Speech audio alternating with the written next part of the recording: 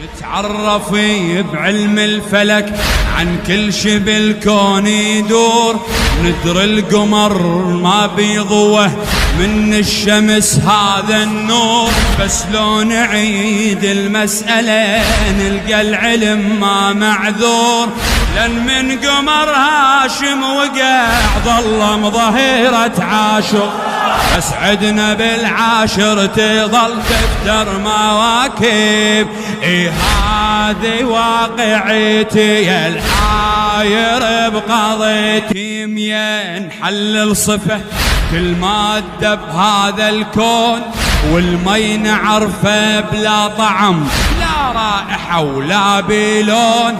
بس ويا عباس العكس، اسأل حبيب اسأل جون، كلهم لمن طاب للنهار صار احمر الماي شلون.